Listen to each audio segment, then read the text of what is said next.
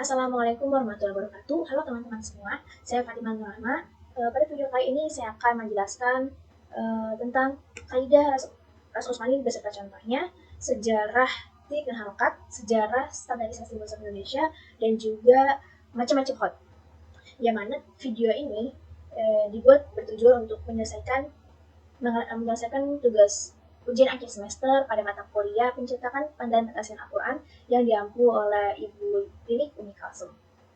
Oke, baik, langsung saja yang pada pembahasan pertama ini tentang kaidah Rasul Usmani.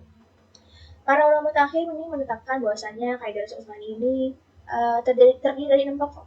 Yang pertama yakni kaidah al-hazf atau membuang huruf. Kaidah ini menjelaskan bahwa huruf yang dibuang secara umum itu ada 4 huruf, yakni alif, ya, waw, dan lam. Proses pembuangannya tentu saja harus memenuhi beberapa syarat tertentu. Di antaranya yakni pada syarat alif, yaitu harus dibuang adalah alif yang berada setelah ya nida dan juga dalam domain mutakalim ma'al ghair. Contohnya pada kata ya ayyuhan nasu, alif setelah ya nida ini pada Rasul Usman ini dibuang, jadi tidak ada. Gitu. Selanjutnya adalah kaidah az-ziyadah atau penambahan huruf. Huruf-huruf yang dipakai menjadi tambahan dalam Rasul Usman ini 3, yaitu alif, ya, dan waw. Sebagaimana kaidah yang lain, penambahan huruf di sini juga harus memenuhi beberapa persyaratan. Misalnya keberadaan alif berada setelah waw di akhir isim jamak. Contoh, mulaqurabbihim. Nah, di sini pada kata mulaqurabbihim ini adanya penambahan alif setelah waw jamak. Oke, kaidah selanjutnya ada al-hamz atau penulisan hamzah. Terkait penulisan hamzah dalam Rasul Usmani ini dikategorikan dalam beberapa hal, antara lain yakni hamzah berbaris sukun dan juga hamzah berharokat. Dan hamzah berharokat atau hamzah mutaharikah ini dibagi lagi menjadi mutaharikah di awal, di tengah, dan di akhir kalimat. Salah satu contohnya yakni pada kata syaq'ahu. Nah, pada kata tersebut ini ada penulisan hamzah di atas nibroh. Jadi setelah tersukun yang nibroh ini yang begini, nah ada hamzah di atasnya. Seperti itu. Selanjutnya adalah al-badal atau penggantian huruf. Penggantian huruf ini dalam murasam dalam Rasul Usmani ini menyangkut beberapa ketentuan. Ada kalanya alif ini diganti dengan huruf waw, atau alif yang aslinya huruf ya dituliskan dengan ya. Alif diganti dengan huruf ya, huruf waw diganti dengan alif, nun taukid boleh diganti juga dengan nun, boleh juga dengan alif, serta tak tanis diganti dengan huruf ha. Contoh as-sholat. Nah, penulisan alif pada kata as-sholat ini diganti dengan waw. Selanjutnya ada kaidah al-fasl wa wasl. Dalam Rasul Usmani, kaidah menyambung dan memutus pada umumnya menyangkut bentuk-bentuk kalimat kata sambung. Seperti ala, awalnya kan alif, nun, lam. Jadi disambung jadi alif sama lam gini. Ala. Dan juga dengan kata amman atau fima, seperti itu. Kaidah yang terakhir yakni kaidah ma fihi qira'atani wa kutiba ala ihdahuma, yaitu kalimat yang bacanya lebih dari satu. Dalam kaidah ini disepakati oleh para pakar studi ilmu Al-Quran bahwasannya bila terdapat kalimat yang memiliki varian qira'ah yang berbeda, maka boleh dituliskan dengan salah satunya selama qira'ah yang dimaksud bukan qira'ah syadzah. Sebagai contoh, ada qira'ah pada qaul dari Nafi' dituliskan yukhadi'una, namun pada qira'ah Hafs dari Asim dituliskan yahda'una. Seperti itu. Nah, pembahasan yang kedua selanjutnya yakni tentang sejarah titik dan harokat, yang mana pada awal mulanya ini terjadi pada zaman pemerintahan Muawiyah bin Abi Sufyan, yang mana pada saat itu banyak sekali orang-orang yang dari bangsa non-Arab ini masuk ke dalam agama Islam, yang mana ya sebab itu mereka banyak sekali kesalahan dalam membaca, karena pada saat zaman Rasulullah ayat atau Quran itu tidak dikasih tanda atau harokat. Nah, sehingga pada saat itu memerintahkan ya Abu Adwail untuk memberikan hal yang baru, menciptakan hal baru agar orang-orang Islam ini dari Arab tidak keliru dalam baca Al-Quran. Dan pada saat itu Abu Adwail memberikan titik merah sebagai tanda, titik berwarna merah yang untuk membedakan tulisan mushaf yang berwarna hitam. Dan titik-titik ini dinamakan naqat al-i'rab, yang fungsinya sebagai harokat supaya para pembaca Al-Quran ini tidak keliru ketika membaca. Lalu berlanjut pada tahap berikutnya yakni pada pemerintahan Abdul Malik bin Marwan.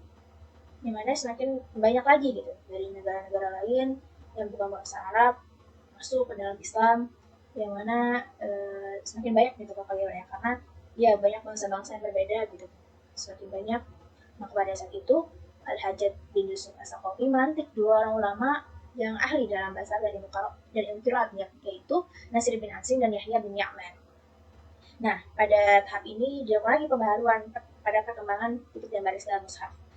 Nasir bin Asim dan Yahya bin Ya'man ini menciptakan satu titik berwarna hitam yang sama dengan warna tulisan di mushaf, dan tentu saja titik-titik ini menggunakan warna hitam ini untuk membedakan dengan titik merah naqat al-i'rab yang diciptakan oleh Abu As'ad al-Ali tadi. Yang ini titik hitam ini untuk membedakan huruf-huruf yang apa ya? Dia membedakan antar huruf seperti huruf ba itu titik di bawah, huruf ta, sa, ja, dan kho gitu. Lalu terakhir pada zaman Abbasiyah ini muncullah harokat ya, harokat yang diberikan nama fathah, kasrah, dhammah, dan tanwin. Dimana fathah ini bentuk asalnya dari huruf alif kecil, yang mana bentuknya ini secara horizontal namun agak sedikit condong gitu, melintang sedikit condong. Jadi yang diletakkan di atas huruf alif kasrah yang pada dasarnya ini bentuk awalnya dari huruf ya kecil yang bertolak ke belakang seperti lalu ditaruh di bawah huruf. Juga huruf dhammah yang berasal dari waw kecil yang ditaruh di atas huruf, dan tanwin yang mana ya sama seperti fathah, kasrah, dhammah namun ditimpa satu lagi gitu tandanya, jadi ada dua fathah gitu dan itu menjadi tanwin. Selanjutnya adalah tentang sejarah standarisasi mushaf Indonesia. Nah, sebelum Indonesia merdeka, bahkan 30 tahun lebih setelah merdeka, Kemenak atau Kementerian Agama ini belum memiliki patokan dasar yang seragam dalam pembuatan mushaf Al-Quran. Belum ada standarnya umat baca Al-Quran dari belakang beragam tulisan mushaf. Seperti sumbernya bisa dari Turki, Jazirah Arab, Afrika, India, dan juga jalan para kiai. Ulama yang terkadang bisa membingungkan jika terdapat perbedaan tanda baca, maka dari itu diperlukan mushaf standar Al-Quran Kemenak. Mushaf Standar Indonesia ini mulai dibahas tahun 1957 dengan berdirinya LPMQ, Lembaga Pentasihan Mushaf Al-Quran. 3 tahun setelahnya terbit Mushaf Kemenak, namun belum berstandar resmi tersebut lagi. Maka Mushaf Standar Indonesia ini mulai dibahas secara serius oleh para ulama di awal tahun 70-an. Mushaf Standar yang ini maksudnya Al-Quran dibakukan, diresmikan dari secara penulisan rasem, harokat, tanda baca, dan tanda wakafnya. Dan itu hasil penjelasan dari hasil musyawarah kerja ulama ahli Al-Quran yang berlangsung 9 tahun dari tahun 1974 sampai dengan tahun 1983 yang pada akhirnya menjadi sebuah pedoman bagi mushaf Al-Quran Kemenak yang diterbitkan di Indonesia. Nah, sepanjang 9 tahun tersebut ulama Al-Quran mengadakan kur sampai 9 kali yang mereka ya tentu saja ahli Al-Quran gitu. Mereka mengkaji, berdiskusi, dan tentang bagaimana menyamakan mushaf standar itu agar mudah dibaca sesuai kaidah tajwidnya dan tidak menyimpang jauh dari kaidah Rasul Usmani, karena Rasul Usmani ini menjadi prinsip Al-Quran Kemenak bukan standar imlahi berdasar kaidah bahasa Arab. Keberadaan mushaf standar Indonesia juga nggak bisa dilepaskan dari peran lembaga pentasihan mushaf Al-Quran ya sekarang ya, yang pada awalnya sejarah mushaf standar Indonesia ini ada 3 macam, yaitu mushaf Al-Quran Standar Usmani yang digunakan untuk umum dipakai semua kalangan yang banyak beredar pada saat ini. Juga ada mushaf standar Bahriyah yang biasa disebut mushaf pojok untuk hafalan dan kaidah rasul itu belum standar, maka saya disebut juga mushaf Bombay. Yang terakhir ada mushaf standar Braille yang disesuaikan untuk kalangan tunanetra. Setiap kali buka pertemuan ulama Al-Quran selalu ada pembahasan dan kesepakatan. Ini hasil 3 kesepakatan di tahun 1963 dan forum Al-Quran ke-9, yaitu ditetapkan bahwasannya menyetujui hasil penulisan Al-Quran Standar Usmani sebagai Al-Quran Standar Indonesia. Terus selanjutnya yang kedua, menugaskan Lajnah untuk meneliti dan mentashih secara cermat draft Al-Quran Standar Usmani untuk diterbitkan dan diluncurkan pada muka 10 tahun, yaitu pada tahun 1984. Dan yang terakhir melanjutkan penulisan Al-Quran Bahriyah sebagai Al-Quran standar bagi para hufaz. Jadi, sejak tahun 1994, mushaf standar Indonesia ini dijadikan dasar dan rujukan dalam pentasihan Al-Quran Kemenak yang beredar di Indonesia. Mushaf Indonesia ini terdiri 114 surat, 30 juz, 60 hizb, dan 6.236 ayat. Dan tidak ada perubahan satu huruf pun. Dan Allah sudah menjamin yang terjaga keaslian isinya ya dalam firman yang surat Al-Hijr ini, nah nazala dzikra wa inna lahu lahafiz. Oke, pembahasan terakhir yakni tentang macam-macam khat. Macam-macam khat ini dikelompokkan menjadi 8. Yang pertama adalah khat kufi, yakni adalah penulisan kaligrafi yang banyak digunakan untuk penyalinan Al-Quran di pada awal. Dan ini termasuk paling tua lah ya. di antara semua gaya kaligrafi yang pertama kali berkembang di kota Kufah, Irak, pada abad ke-7 Masehi. Yang kedua adalah sulus. Seperti halnya gaya Kufi, gaya sulus ini diperkenalkan oleh Ibnu Muqloh yang merupakan seorang menteri pada masa Khalifah Abbasiyah.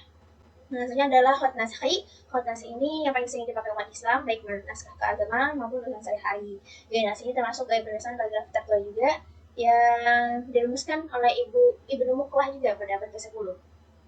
Yang gaya kaligrafi ini sangat populer digunakan untuk menulis tulisan Al-Quran sampai sekarang ini.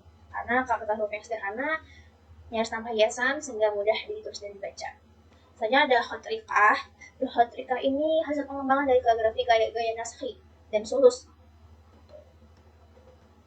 Dan ini khot rikah ini dikembangkan pada zaman Daulah Utsmaniyah. Yang selanjutnya ada khot ijazah atau raihani. Ini merupakan perpaduan antara gaya sulus dan naskhi yang dikembangkan oleh Daulah Utsmani, para kaligrafer Daulah Utsmani. Selanjutnya ada khot diwani yang dikembangkan oleh kaligrafer Ibrahim Munif dan disempurnakan oleh Syekh Hamdullah dan kaligrafer Daulah Utsmani di Turki akhir abad ke-15 dan awal abad ke-16.